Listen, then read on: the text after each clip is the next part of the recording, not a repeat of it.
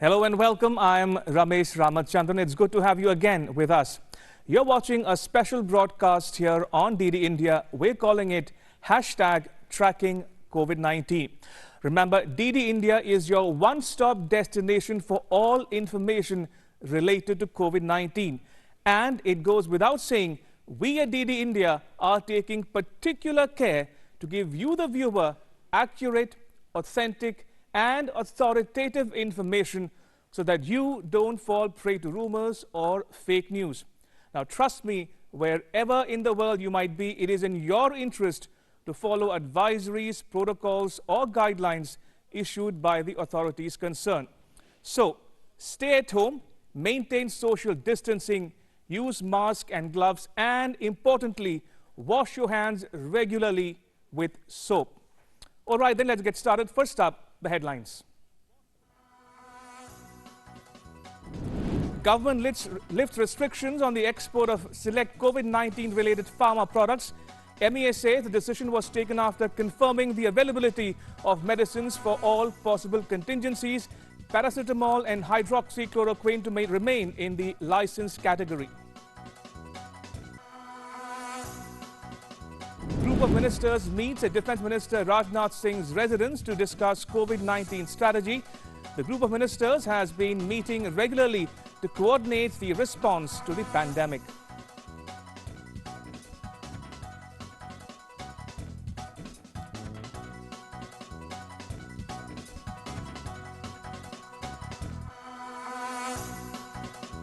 Delhi Chief Minister Arvind Kejriwal says his government will resort to the 5 T's of testing, tracing, treatment, teamwork and tracking and monitoring to handle COVID-19 crisis.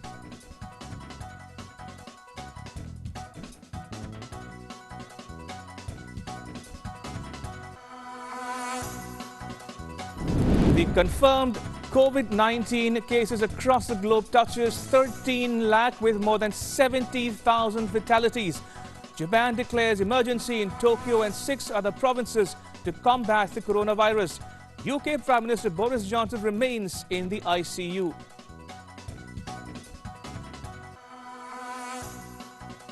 The WHO says lockdowns are proving effective in many places, says lifting of restrictions require data-based, calibrated approach.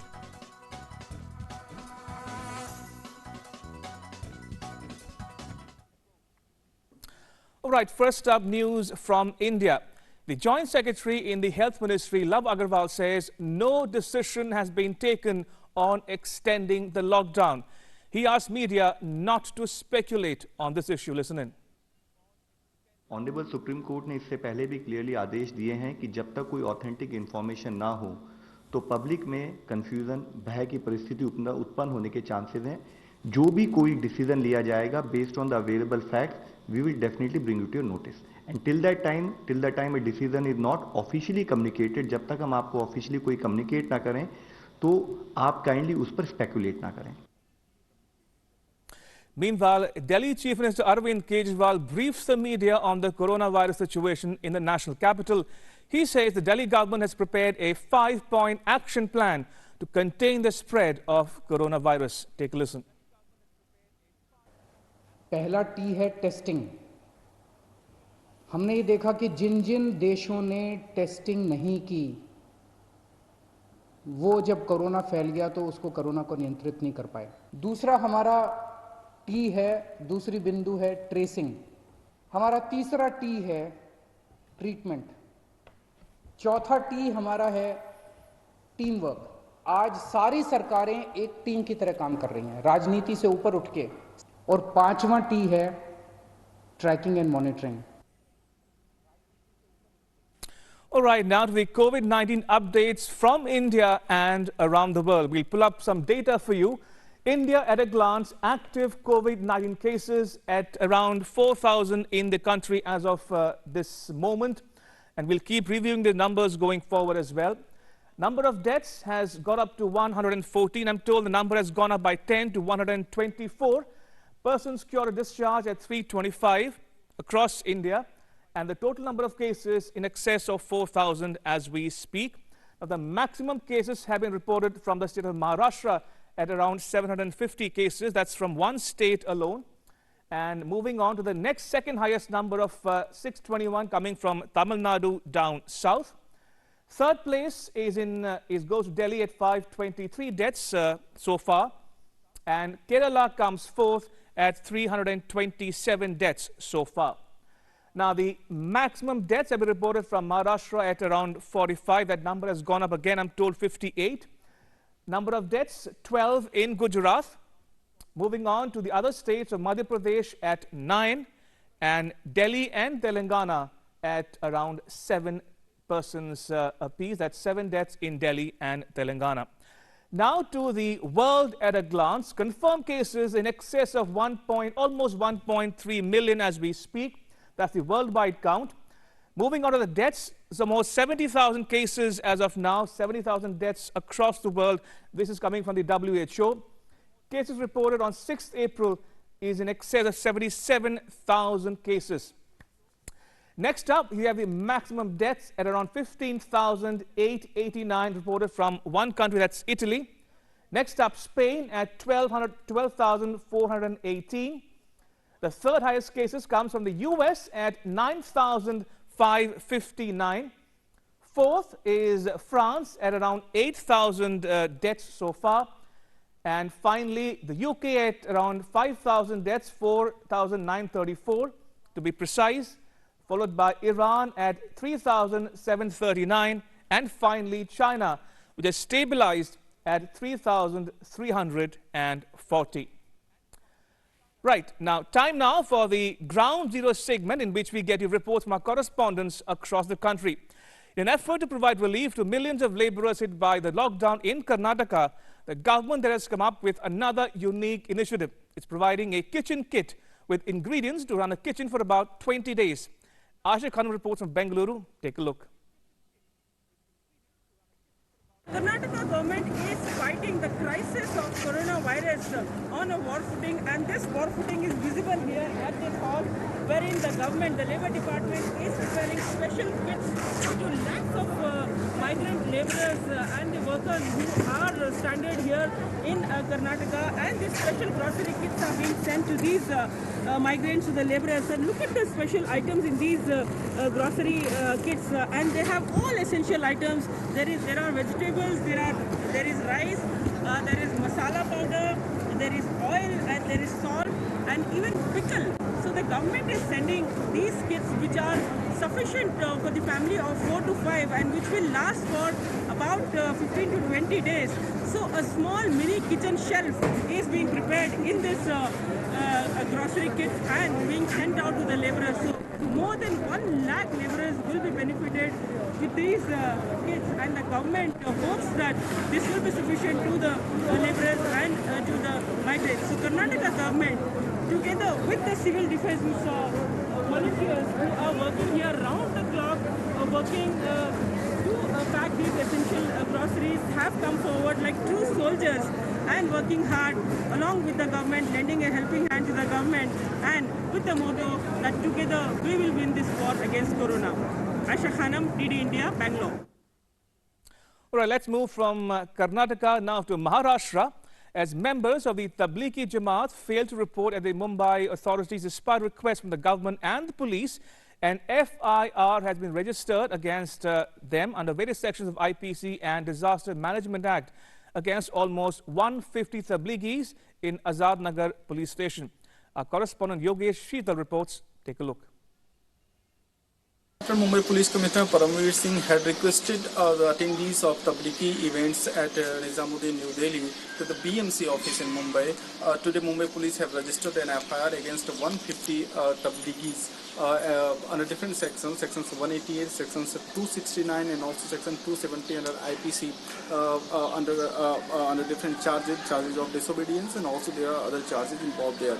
It is also noted that not only Police Commissioner but also Health Minister of Maharashtra Rajesh Tope had earlier made a request to attendees to report to the authorities so that if they are positive, then quarantined or any other procedural things could be done, but they have not reported, and that's the reason why this FIR has been lost today. Also, very important things that this is basically Tablighi's event is basically a prime catalyst in spreading this coronavirus, because many of them who attended this event have found positive, and that's the reason why the concern is very high, and that's the main reason why state authority, including police, including ministry, and also including authorities are working overtime to find out the people who have attended this event from Mumbai and also other pockets of Maharashtra like Aurangabad, like Nanded, and also other districts of Maharashtra. So since the FIR has been lost, it is expected that some of the attendees may report to the police after the FIR has been lost, or may be arrested or detained later on. With cameraman Bhagesri, this is Yogesh Kumar Sital for DD News, Maharashtra.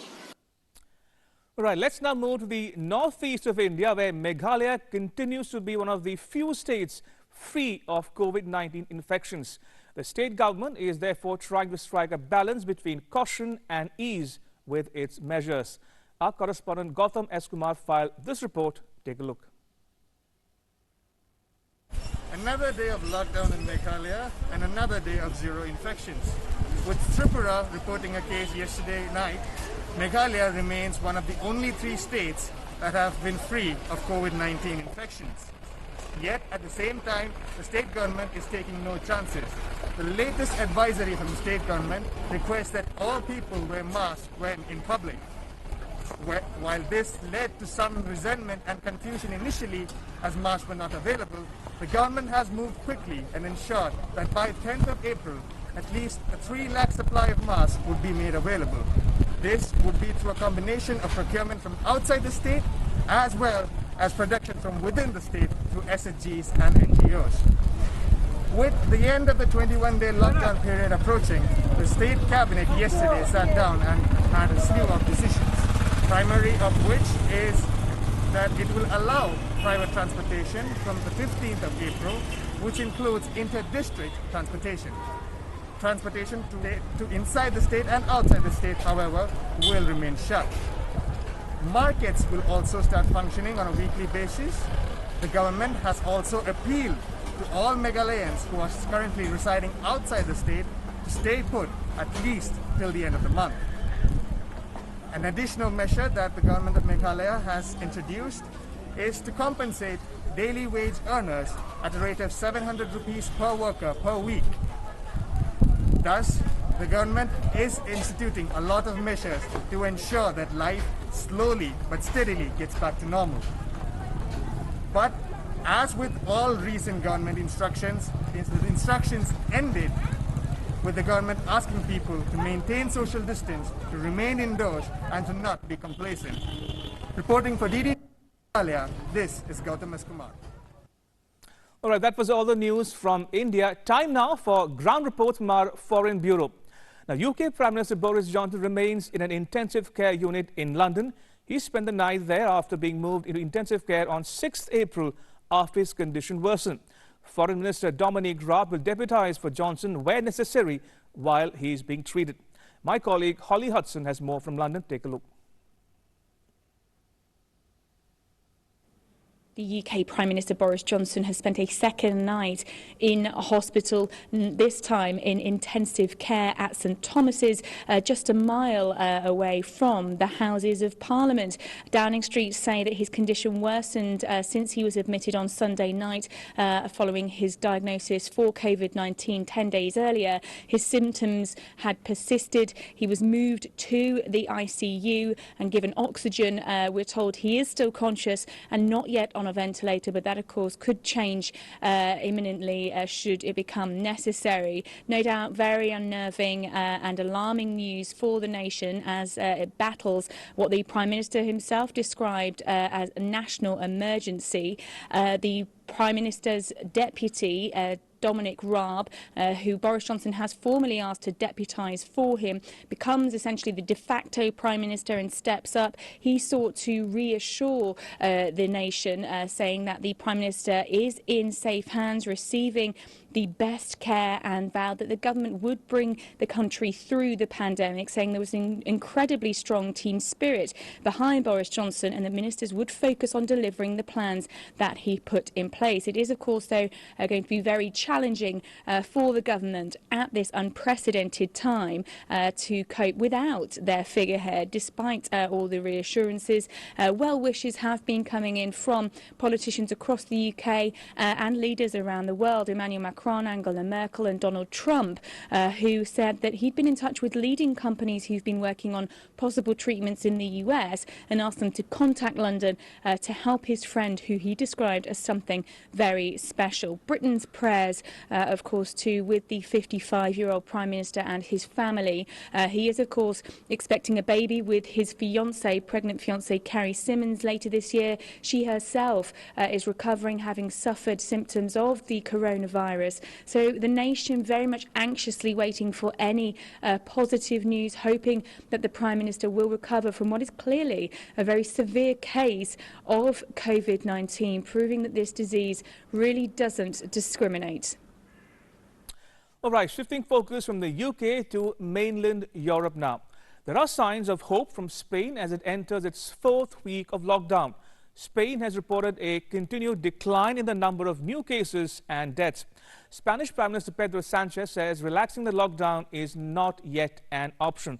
There are also signs of improvement in Italy, which has reported the lowest death toll in over 2 weeks. Lucy Ho gets you this report from Brussels. Take a listen. There are more signs of hope from Spain as it enters its 4th week of lockdown. A continued decline in the number of new cases and deaths. The death toll is down from 809 on Saturday to 637 on Monday. Spanish Prime Minister Pedro Sanchez said over the weekend that relaxing the lockdown measures is not yet an option. The next phase will be testing everyone with symptoms and studying the effectiveness of wearing face masks in public. There are also signs of improvement in Italy, which has reported the lowest death toll in over 2 weeks. Authorities there saying the country is now past the peak of the epidemic, but is warning of a difficult few months ahead. The lockdown measures in place are likely to be extended into May.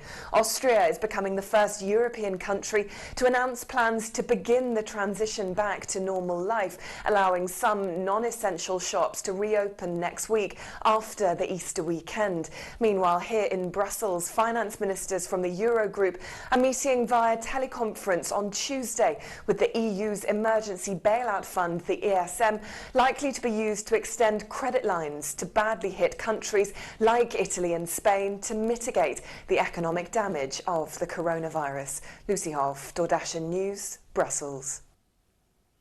Right, now take a look at what else is making news around the world. UK Foreign Minister Dominic Raab says Prime Minister Boris Johnson is in quote-unquote very good hands. Johnson was in intensive care on Tuesday after receiving oxygen support for serious COVID-19 complications, leaving Raab to lead the government's response to the accelerating outbreak.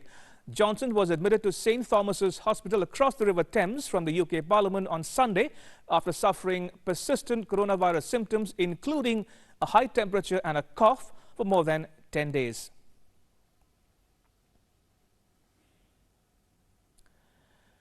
In more news from the UK, Queen Elizabeth has sent a message of enduring appreciation to health workers on the occasion of World Health Day, thanking all those working in the healthcare profession for their selfless commitment and diligence.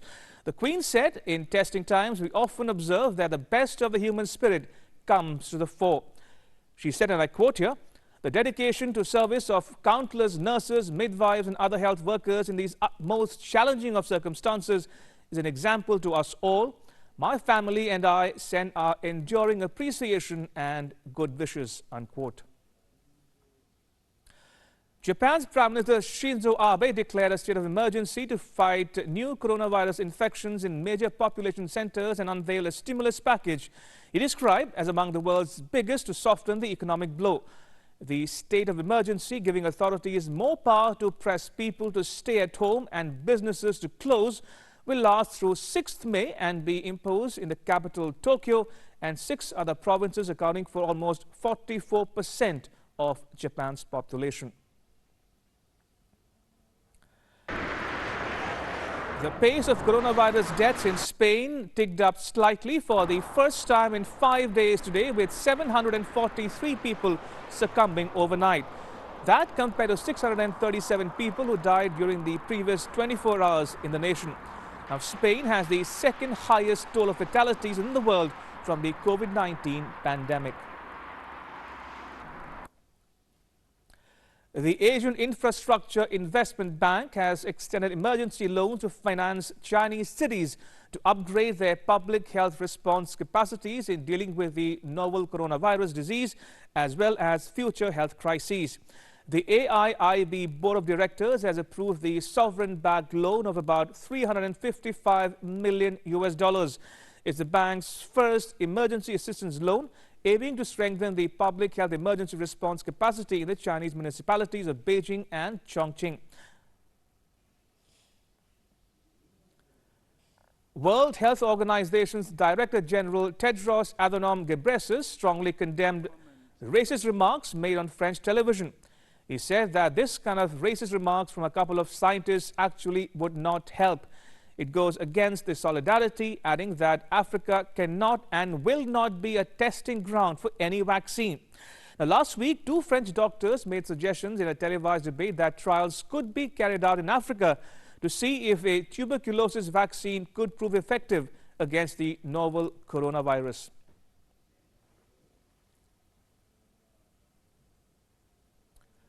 French Health Minister Olivier Véran said that France has not yet reached the peak of its COVID-19 pandemic. Véran told broadcaster BFM TV, and I quote here, "We're still at a phase where the epidemic is worsening," unquote, citing admissions to intensive care units which are still rising. He also said that the country's lockdown would last as long as necessary.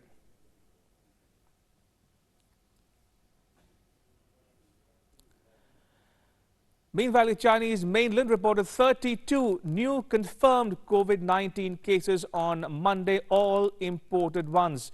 No death was reported, but there were 12 new suspected cases. On Monday, 89 more people were discharged from hospital after recovery and nearly 2,400 people removed from medical observation, while the number of severe cases decreased by about 54. No new confirmed case was reported on the day in Hubei province.